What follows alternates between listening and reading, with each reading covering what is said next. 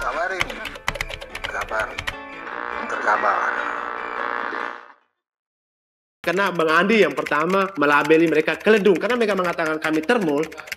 Bagi mereka ternak Mulyono, yes fine. Kami bahagia ya menjadi termul. Karena termuliakan gitu. Jadi katakan mereka keledung, keledai dungu. Tahu kan keledai dungu. Itu kira-kira apa bisa jelaskan? Kenapa harus memilih mereka keledai dungu nih?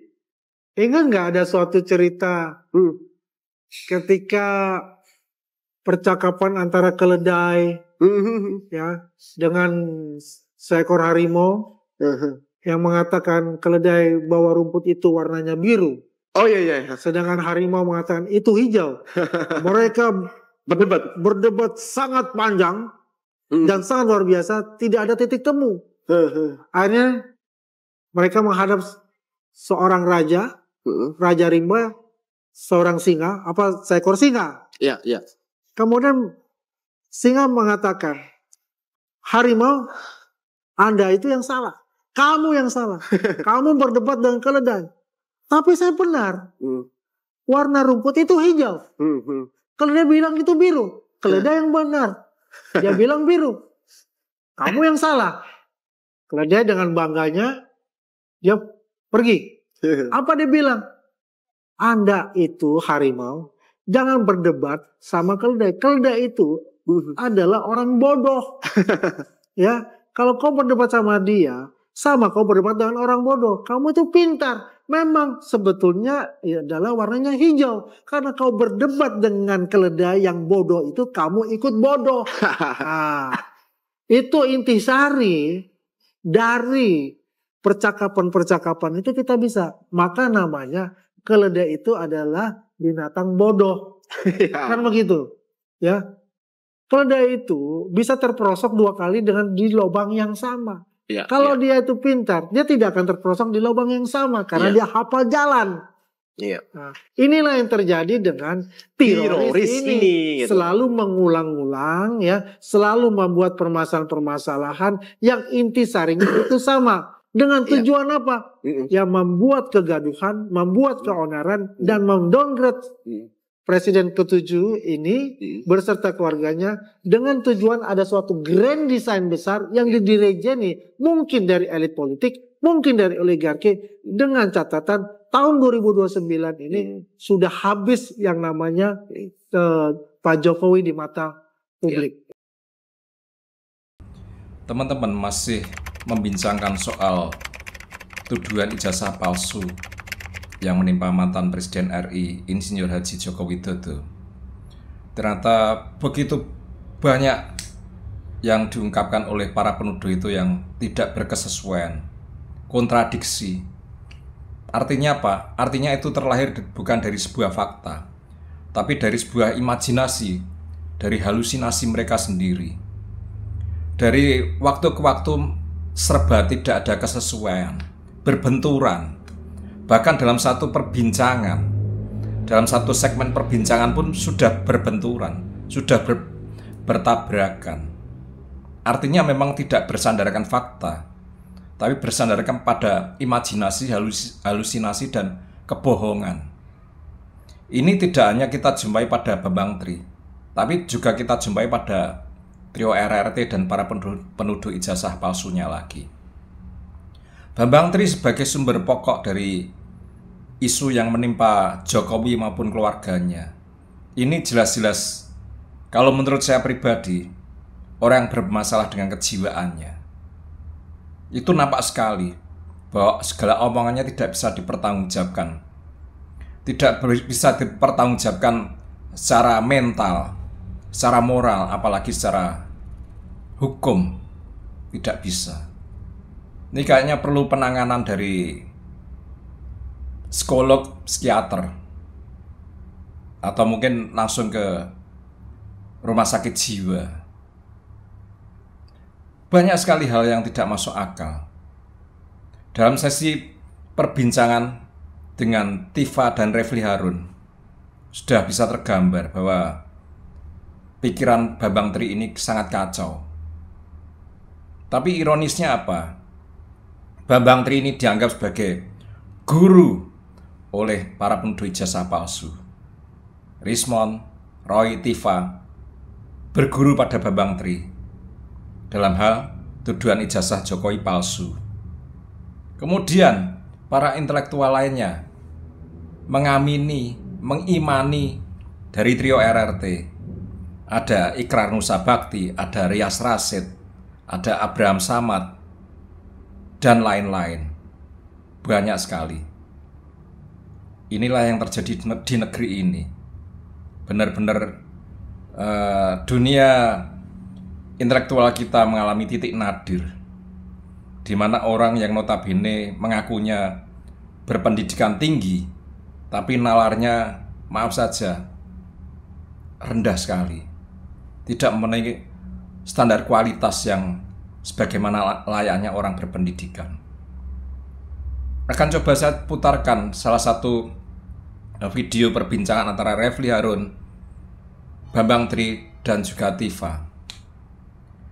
Walaupun begitu banyak perbincangan mereka, kalau dikupas satu persatu akan menghabiskan durasi yang sangat panjang.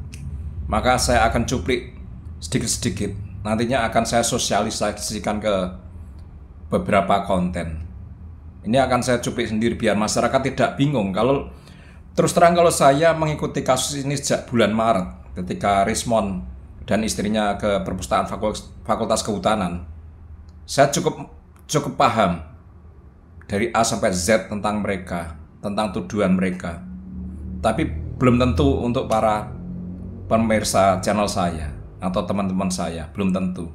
Makanya biar tidak bingung, saya akan lebih memilih segmen-segmen tertentu, kemudian akan saya lanjutkan dengan konten-konten berikutnya, biar tidak bingung. Coba akan saya putarkan satu segmen dari perbincangan antara Refli Harun, Tiva, dan juga Bambang Tri. Nah, sekarang kita juga bisa menjejaki siapa tuh itu Hari Mulyono, yang saya sekarang ini yakin dengan hasil penelitian macam-macam itu ijazahnya itu dipakai Jokowi yang UGM itu loh.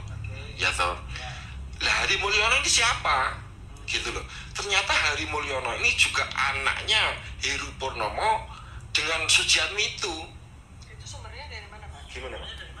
Kalau yang Hari Mulyono itu adalah anaknya dari Sujiatmi, Iya. sumber Bapak dari mana? Begini, dari publikasinya pihak sana lah, ya, Jokowi sendiri itu lah. Bohong. Sumarno misalnya dipakai dalam foto ijazah UGM. Nah, kalau Hari Mulyono dipakai yang itu, yang wisuda, gitu loh, iya dong. Ya, mengintip aja. Jadi kalau dari pandangan Mas Bambang itu ijazah UGM itu, ya itu produksi mana itu? Ya ini sebenarnya yang UGM ini kan sudah saya nyatakan dalam buku saya juga, itu palsu lah, bisa palsu itu. Sekarang ini, dalam posisi sekarang ini, mengingat tanda tangannya aja nggak cocok dengan ijazah rektor, tanda tangan rektor di tempat lain, ya saya semakin yakin kalau begini ya pramuka lah, ini produksi pramuka. Kan di situ kan keterangannya itu ada yang tukang masuk tanda tangan gitu-gitu. Ya, kalau saya ditanya, saya yakin itu produksi pramuka yang UGM ini loh, gitu. Ya. Iya. Sangat kacau ya apa yang tadi disampaikan oleh Bambang Tri di hadapan Tiva dan juga Refli Harun. Setidaknya ada dua hal pokok yang disampaikan oleh Bambang Tri tadi, yaitu mengenai silsilah dari almarhum Insinyur Hari Mulyono. Dalam kenyataan, Insinyur Hari Mulyono itu adalah kawan Jokowi di Fakultas Kehutanan, yang kemudian menikah dengan adik kandung Jokowi yang bernama Idayati. Tapi versi Bambang Tri lain, bahwa Hari Mulyono itu adalah saudara dari Jokowi, satu ayah, lain ibu, dari seorang bapak yang bernama Heru Purnomo, tokoh PKI yang pernah ditahan di Nusa Kambangan. Jadi Heru Purnomo berhubungan dengan Yatmewa Cina Komunis melahirkan Jokowi. Heru Purnomo dengan Sujiatmi melahirkan Hari Mulyono dengan Idayati. Ini sudah kacau sekali. Dimana secara fakta, Sujiatmi itu sebenarnya ibu kandung dari Jokowi. Dan secara fakta, Insinyur Hari Mulyono itu orang lain, orang yang terlahir dari keluarga di Lawean, Juragan Batik. Jadi oleh Bambang Tri dikacaukan. Akhirnya tadi tercetus. Tifa mungkin juga sudah bingung dengan ajaran silsilah keluarga Jokowi dari Bambang Tri, sehingga dia tercetus bertanya, dari mana sumber yang mengatakan bahwa Hari Mulyono itu anak dari Heru Purnomo. Bambang Tri dengan entengnya mengatakan, itu publikasi dari pihak sono, dari pihak Jokowi. Apa masuk akal? Jokowi mengacaukan silsilah keluarganya sendiri, di mana secara fakta dia anak dari Bapak Wijiatno Notomiarjo dan Ibu Sujiatmi. Tapi dia mempublikasikan dirinya sendiri sebagai anak dari Heru Purnomo yang memiliki adik tiri bernama Hari Mulyono dan Idayati. Apa masuk akal seperti itu? Nggak masuk akal. Artinya Bambang Tri memang raja bohong. Raja bohong. Ketika dia dicecar oleh Tifa, dari mana sumber yang mengatakan bahwa almarhum Hari Mulyono itu anak dari Heru Purnomo? Dia tidak siap jawaban. Dia spontanitas hanya mengatakan dari publikasi pihak sono, dari pihak Jokowi. Itu jelas bohong besar. Yang kedua, dari segmen ini tadi, Bambang Tri mengaku bahwa ijazah UGM dari Hari Mulyono dipakai oleh Jokowi. Itu ya apa masuk akal? Yang namanya ijazah itu walaupun formatnya itu sudah dari percetakan, tapi untuk isian nama, isian tanggal lahir, isian nomor mahasiswa itu memang tulisan tangan, tapi pakai tinta khusus. Kalau sampai ijazahnya Hari Mulyono dipakai oleh Jokowi, itu artinya banyak menghapus isian yang bukan dari template dari cetakan, dari percetakan. Nama harus dihapus, dari Hari Mulyono dihapus menjadi Joko Widodo. Tanggal lahir, tempat tahun, bulan lahir harus dihapus, diganti dengan tanggal, bulan, dan tahun kelahiran Joko Widodo. Nomor induk mahasiswa harus dihapus. Apa itu masuk akal? Bisa sobek kertas ijazah kalau dihapus, diganti isiannya, data-datanya diganti. Ini tidak masuk akal. Dan pasti ketahuan. Selain kertasnya bisa sobek, pasti tergerus habis kertasnya itu. Dihapus untuk diganti dari Hari Mulyono menjadi nama Joko Widodo. Dari tempat kelahiran menjadi tempat kelahirannya Joko Widodo. Dari tanggal, bulan, dan tahun kelahiran Hari Mulyono menjadi tanggal, bulan, tahun kelahiran Joko Widodo. Pasti ketahuan, dengan mata telanjang pasti ketahuan. Kalau tidak sobek pasti tergerus habis. Ijazah kok dipakai orang, kan harus mengganti isiannya. Karena bohong, tidak punya pegangan, akhirnya Bambang Tri terjebak sendiri. Tadi ditanya oleh Tifa juga. Kemudian dia menjawab bahwa ijazah Jokowi itu palsu, bikinan Pasar Pramuka. Artinya apa? Bambang Tri memakai referensi dari Betor Suryadi. Jadi dalam satu pembicaraan, Bambang Tri serba kontradiksi, serba bertabrakan. Satu hal dia ngomong bahwa ijazah Jokowi itu hasil memakai dari ijazahnya almarhum Hari Mulyono.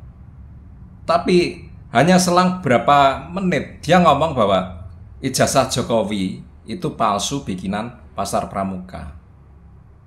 Kalau sudah pakai ijazahnya Jokowi, kalau Jokowi sudah pakai ijazahnya Insinyur Hari Mulyono, ngapain ada kalimat itu palsu, bikinan Pasar Pramuka? Ini bertabrakan. Hanya dalam waktu berapa menit dia sudah memunculkan dua versi tanpa dia sadari. Artinya apa? Bohong besar.